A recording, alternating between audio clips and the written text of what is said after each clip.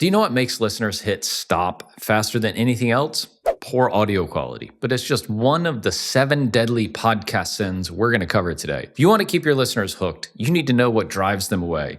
And in this video, we're going to look at the most common mistakes that can make your audience tune out. Understanding these issues is key to keeping your listeners engaged and growing your show. And by the end of this video, you'll know exactly how to avoid these mistakes. I'm going to show you how to create a podcast that your listeners love and keep coming back for more of. Whether you're just starting out or have been podcasting for a while, these tips are going to help you improve your show, keep your audience growing, and keep your show happy. So let's get started and take a look at the 7 things that annoy most podcast listeners, and you might be surprised by some of them.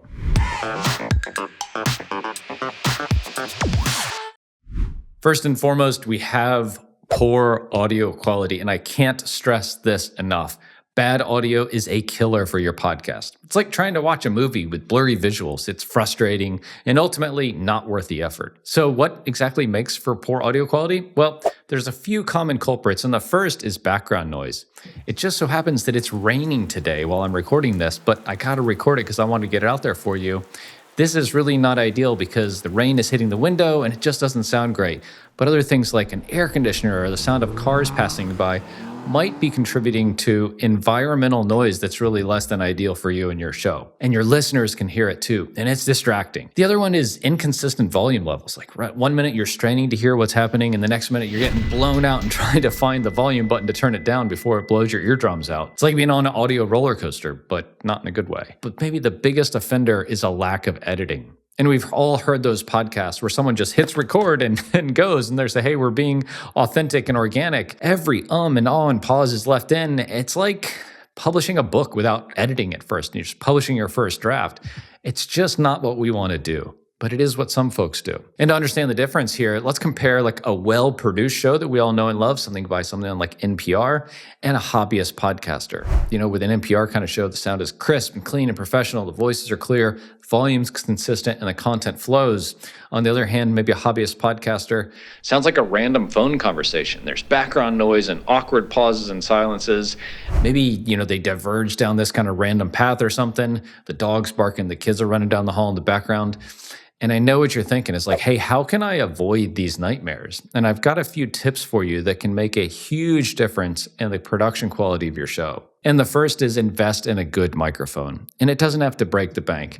This is the Samsung Q2U. It's about $75 on Amazon, and it just sounds really great. I like this microphone because it's really forgiving. It's easy to set up. It comes with a little stand that it sits on, and it plugs right into your computer. So no additional hardware, no kind of fancy know-how that you have to get up to speed. You literally get it out of the box, turn it on, plug it in, and you're ready to go. It's probably the biggest difference maker you can have in getting good quality sound for your podcast. We'll include a link to this in the description below. But the next is you got to learn some editing. Whether you're using something like Audacity, which is a free and open source tool, or you're using a tool like Descript, or maybe you're just editing inside Riverside where you're recording your podcast, you got to understand how to cut out mistakes, balance audio levels, and reduce background noise. Technology is better than ever at doing this automatically for us as we're recording, and gear can go a long way, but we have some free resources in the description below to help you get started if you want to take that from kind of a 101 level to a 201 level. And here's a tip for you. The best thing you can do to improve the sound quality of your podcast after you get a good mic is record in a good environment. In your office or your spare bedroom, make sure that there are things on the wall. Make sure there's curtains or blankets. Make sure there's a carpet on the floor. You want a lot of stuff in the room because what that does is it absorbs the echo and the sound bouncing around the room. Imagine you had just a barren, blank room with a bunch of hard surfaces. That's when you're going to get things like echo and background noise. It's really not ideal. So do a little bit of preventative work by preparing your space to absorb the sound, and you'll be surprised how much of a difference it makes in improving the quality of your audio. Now, you might be wondering, Craig, okay, is this really worth it? Am I going to get the payoff from doing all this? And I can tell you 100% you are. In working with our clients at Castos Productions, 100% of the time we see that when they invest in slightly better gear, in a slightly better environment to record their content in, they see an improvement not just in how they feel about recording the content, but in their audience as well.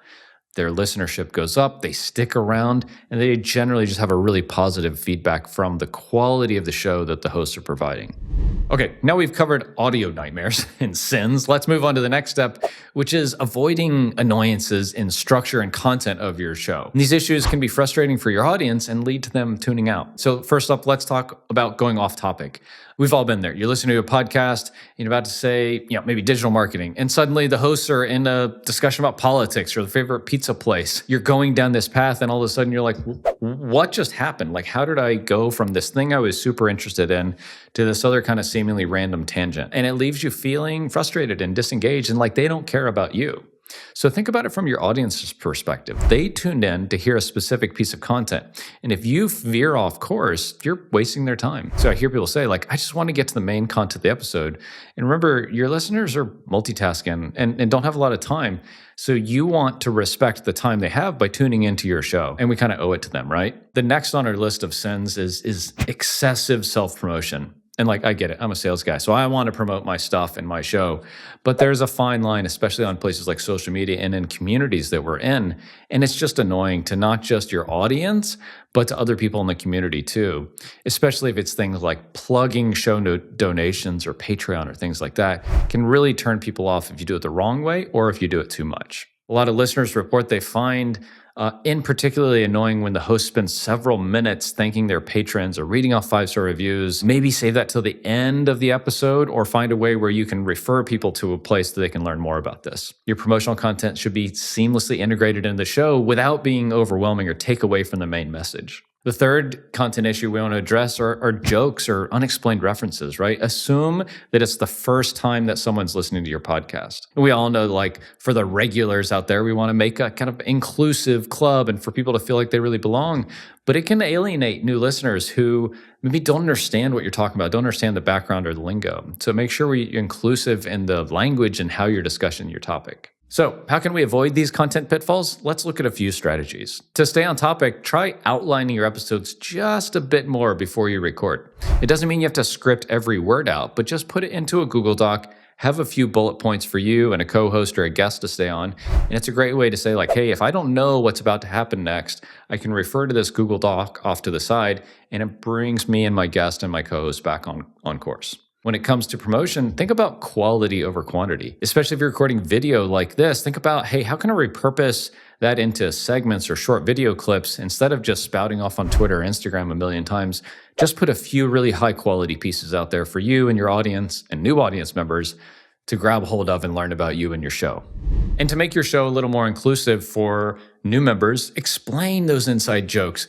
Orient people to your lingo and your language and kind of what's going on in your world. It'll help everybody get up to speed and feel like they're part of your crew a little easier. Things like, hey, on a previous segment we discussed then this, or hey, do you remember the time we discussed this thing? Just give a few seconds of background to create engaging content that brings everybody up to the same level of kind of understanding and engagement with your show. Okay, now that we've covered content issues, let's talk about presentation pitfalls. And these are the final set of common mistakes that can really turn listeners off. They're all about how you deliver your content, and they can make or break your podcast. First of all, let's talk about sounding too scripted. This is a big one, especially for new podcasters. It's tempting to write out every word that you want to say verbatim, but it can make your podcast feel less engaging. When you're reading directly from a script, it often comes across like stiff and unnatural. Listeners report feeling frustrated when hosts, especially like in history podcasts where there's a lot of facts, sounds like they're just reading from a history book. They tune in to hear a conversation and dialogue, not a lecture. But don't worry, there's ways to avoid this. Try practicing your script beforehand if you are writing it out word for word. If you're not, just use bullet points to highlight and make sure you keep on track with the most important things that you want to get across during an episode. In the end, you want to make it seem like you're talking to a friend. Next, let's address a common issue for podcasts with multiple hosts is talking over each other. When hosts keep interrupting each other and you're not editing this out in the end, it really disrupts the flow of conversation and can make it hard to understand what's going on. When a host keeps interrupting, the listeners are like, hey, should I listen to this person or should I switch over to this person? So as a host or as a co-host or as a guest, make sure that you are allowing clear time for separation and transition from one thought and one person to the next. This is where I think video really is a benefit for podcasting because you can see the person. You can, kind of raise your hand to interrupt and to insert yourself into the conversation. For me as a podcaster, this has been a big way that I've leveled up, not interrupting my guests or my co-hosts for my shows.